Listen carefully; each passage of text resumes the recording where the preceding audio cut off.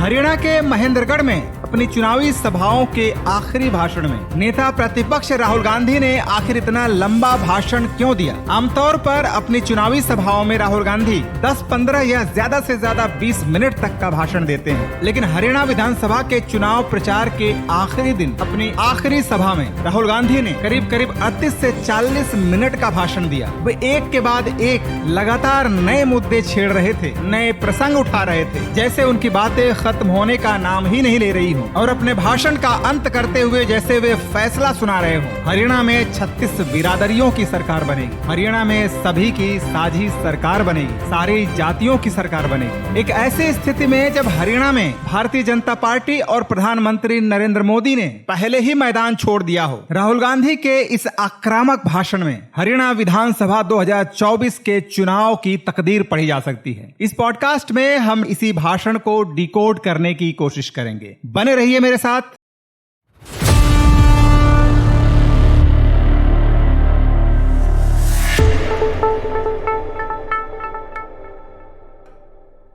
नमस्कार, मैं हूं उपेंद्र कुमार यादव। इस पॉडकास्ट में आगे बढ़ने से पहले एक रिक्वेस्ट। इस चैनल पर आपके साथ मैं देश दुनिया में बदलाव के नए ट्रेंड को समझने की कोशिश करता हूं, ज्ञान विज्ञान की नई बातों को शेयर करने की कोशिश करता हूं, लेकिन इसके लिए आपका मेरे साथ बने रहना बेहद जरूरी है। तो प्लीज आगे बढ़ने से पहले इस चैनल को सब्सक्राइब कर लीजिए। हरियाणा के महेंद्रगढ़ में राहुल गांधी ने अपने भाषण की शुरुआत संविधान से की। हालांकि इसके 1 घंटे पहले हरियाणा के गुरुग्राम से सटे नूह में राहुल गांधी ने अपनी सभा की शुरुआत भी संविधान को हाथ में लेकर की थी, लेकिन महेंद्रगढ़ में उन्होंने संविधान का जिक्र बार बार किया, जैसा कि वे अपनी भारत जोड़ो न्याय यात्रा में करते थे और उसके बाद लोकसभा 2024 के चुनाव के दौरान अपनी चुनावी सभाओं में करते थे। महेंद्रगढ़ में राहुल गांधी का भाषण कई मायनों में हरियाणा विधानसभा चुनाव के प्रचार में उनके दूसरे भाषणों से काफी अलग था। अपने दूसरे भाषणों में राहुल गांधी का जोर ज्यादातर स्थानीय मुद्दों पर था, कांग्रेस की घोषणाओं को लेकर था, लेकिन महेंद्रगढ़ में उन्होंने इन मुद्दों के अलावा भी राष्ट्रीय राजनीति पर विस्तार से चर्चा की। इसके पहले कि हम राहुल गांधी के इस भाषण से हरियाणा विधानसभा चुनाव के नतीजों के बारे में कोई निष्कर्ष निकालें, हमें एक बार उनके भाषण पर नजर डालनी होगी। अपने भाषण की शुरुआत में ही राहुल गांधी ने यह कहा कि सत्ताधारी भारतीय जनता पार्टी इस देश में संविधान को खत्म करना चाहती है और कांग्रेस और उनका गठबंधन संविधान की रक्षा करने में जुटे हुए हैं। उन्होंने बताया कि यह संविधान इस देश की बहुसंख्यक आबादी, जिसका सैकड़ों हजारों साल से इस देश के संसाधनों पर अधिकार नहीं था, यह संविधान उस आबादी का इस देश के संसाधनों पर अधिकार को सुनिश्चित करता है और इसीलिए कांग्रेस और इंडिया गठबंधन की पार्टियां इस संविधान की रक्षा करने में जुटी हुई हैं। इसके बाद राहुल गांधी ने सत्ताधारी भारतीय जनता पार्टी के पिछले 10 सालों के शासन में हरियाणा के भयावह चेहरे को पेश किया। उन्होंने बताया कि हरियाणा में किस तरह से बेरोजगारी अपने चरम पर है, युवा मारे फिर रहे हैं, वे नशे का शिकार हो रहे हैं। ऐसी स्थिति में हरियाणा का युवक भागकर दूसरे राज्यों में, यहाँ तक कि अमेरिका या दूसरे देशों में पलायन कर रहा है। इस सिलसिले में राहुल गांधी ने अमेरिका के डलास में हरियाणा के उन युवकों की दर्दनाक कहानी सुनाई जिनसे वे अपने अमेरिका के दौरे के दौरान डलास में मिले थे। एक छोटे से कमरे में 20-25 युवक और उनकी कहानी दिल को छू लेने वाली थी। डलास में हरियाणा के उन युवकों ने राहुल गांधी को जो कुछ बताया वह बेहद भयावह था। किस तरह से गैर कानूनी तरीके से उन्हें अपना देश छोड़कर रोजगार के लिए कितनी ही मुश्किलों का सामना करते हुए अमेरिका जाना पड़ा। रास्ते में उनके कई साथी मारे गए, उन्हें लूट लिया गया, माफियाओं का शिकार होना पड़ा और इन सब के बीच से गुजरते हुए अमेरिका के डलास में एक छोटे से कमरे में वे 20-25 युवक रह रहे थे। राहुल गांधी से उन्होंने देश लौटकर उनके घर जाने, उनके बच्चों को भरोसा दिलाने का आग्रह किया कि वे वहां सुरक्षित हैं और इसके बाद राहुल गांधी ने वापस लौटने के बाद करनाल के एक परिवार का वह दृश्य बताया जहां कंप्यूटर पर डलास में बैठा पिता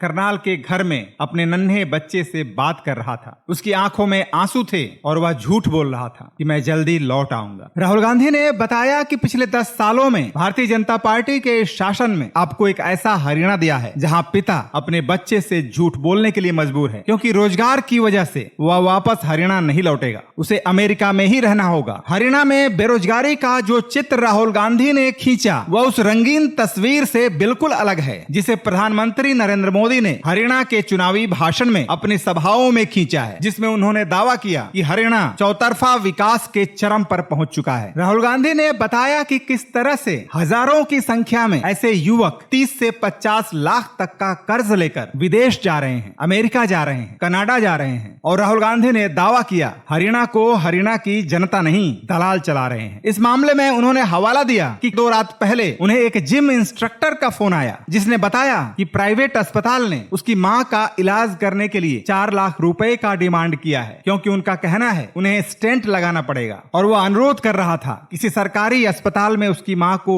दाखिला करवा दिया जाए। सरकारी अस्पताल में इलाज के बाद उस जिम इंस्ट्रक्टर ने बताया कि अस्पताल में जांच के बाद पाया गया कि उसकी मां को न तो स्टेंट की जरूरत है न ही ऑपरेशन करने की जरूरत है। प्राइवेट अस्पताल में फर्जी बीमारी बताकर उन्हें इस तरह से लूटने की व्यवस्था पूरे हरियाणा में जारी है। इसके साथ ही राहुल गांधी ने शिक्षा व्यवस्था का जिक्र किया, किस तरह से प्राइवेट कॉलेजों में लाखों रुपए देकर डिग्री पाने के बाद हरियाणा का युवक अपने को ठगा हुआ महसूस करता है, क्योंकि प्रदेश में उसके लिए रोजगार के अवसर अब बचे नहीं हैं। इन तमाम मुश्किलों से गुजरते हुए हरियाणा का जो युवक हताश और निराशा की गर्त में पहुंच रहा है, उसके लिए दूसरी व्यवस्था है। हरियाणा में हजारों करोड़ों का ड्रग्स सप्लाई किया जाता है। इस ड्रग्स के नेटवर्क में इन युवाओं को शिकार बनाकर उन्हें नशे की गर्त में झोंक दिया जाता है। राहुल गांधी ने भारतीय जनता पार्टी और प्रधानमंत्री नरेंद्र मोदी पर हमला करते हुए कहा कि अडानी के पोर्ट पर हजारों करोड़ों का ड्रग्स पकड़ा जाता है, लेकिन न तो इस मामले में अडानी पर कोई कार्रवाई होती है और न ही ड्रग्स के इस कारोबार पर कोई रोक लगता है। राहुल गांधी अपनी सभा में हरियाणा की जब ये तस्वीर खींच रहे थे, उस वक्त मंच से आगे बैठे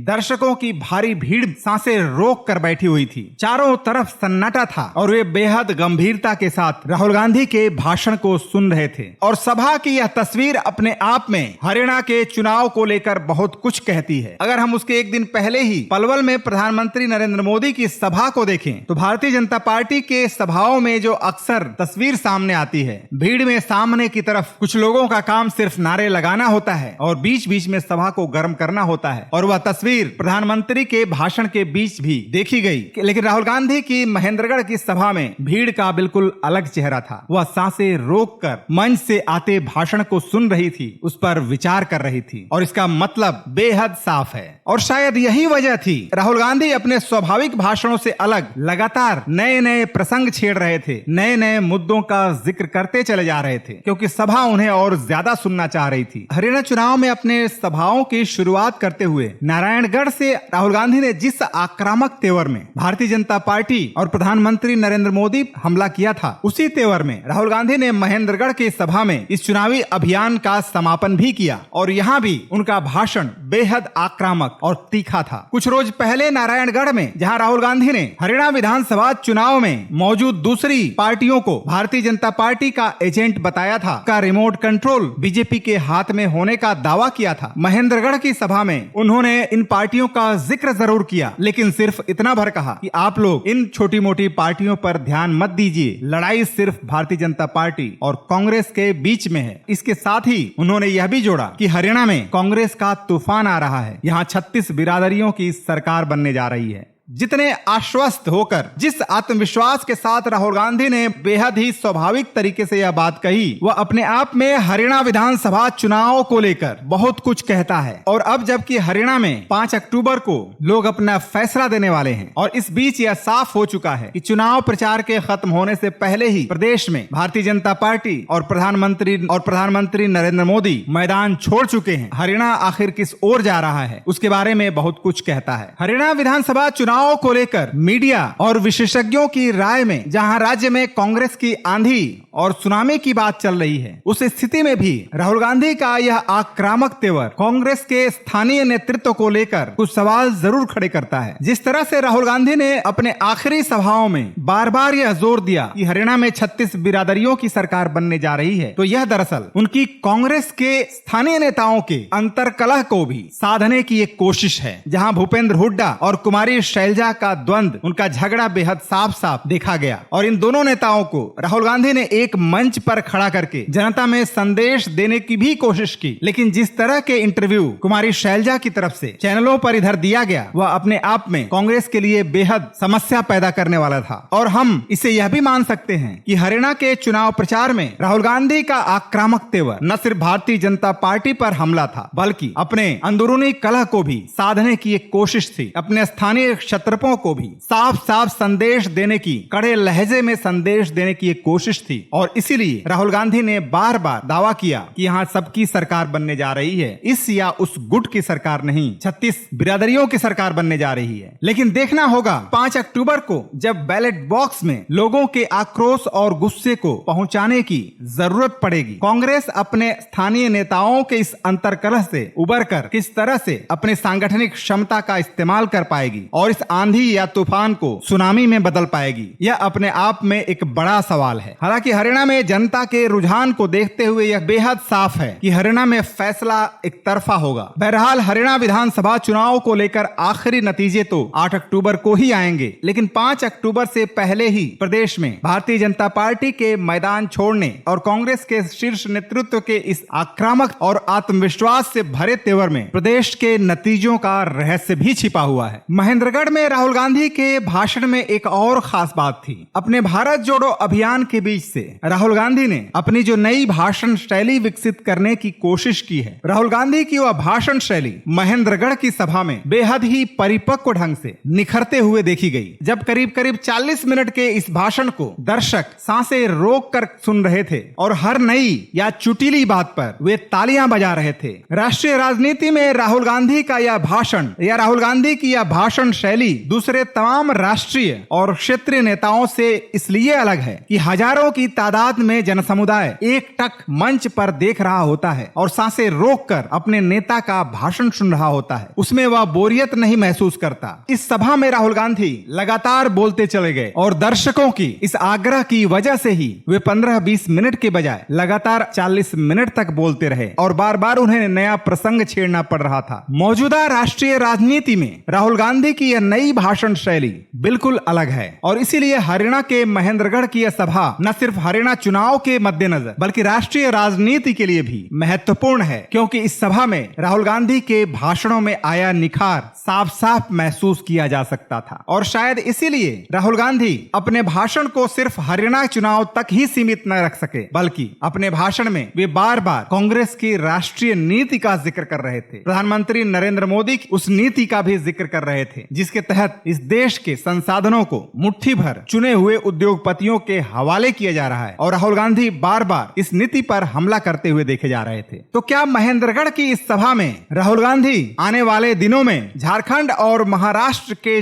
चुनाव की अपने प्रचार अभियान के लिए बैकग्राउंड तैयार कर रहे थे? क्योंकि इसी बीच झारखंड में प्रधानमंत्री नरेंद्र मोदी की सभाएं हो चुकी हैं और ऐसा लगता है कि प्रधानमंत्री झारखंड और महाराष्ट्र में अघोषित रूप से अपने प्रचार अभियान की शुरुआत कर चुके हैं। शायद इसे भांपते हुए महेंद्रगढ़ की इस सभा में राहुल गांधी ने अपने हमले की दिशा न सिर्फ हरियाणा में भारतीय जनता पार्टी की सरकार की तरफ रखा, बल्कि केंद्र की नरेंद्र मोदी की सरकार की नीतियों पर रखा। और शायद इसलिए उन्होंने भाजपा पर हमला करने के लिए अडानी और अंबानी का जिक्र किया, क्योंकि झारखंड और महाराष्ट्र के चुनाव में नरेंद्र मोदी की अडानी और अंबानी से घनिष्ठता ही सबसे बड़ा मुद्दा होकर उभरने वाला है। तो महेंद्रगढ़ की यह सभा इसलिए भी महत्वपूर्ण है कि इसमें राहुल गांधी की वह दूरदर्शिता भी झलकती है, जिसके तहत उन्होंने आने वाले कुछ महीनों में भारतीय जनता पार्टी की राजनीति को भांपकर अपने हमले का रुख पहले ही उधर मोड़ दिया है। इस पॉडकास्ट में इतना ही। बने रहिए मेरे साथ। धन्यवाद।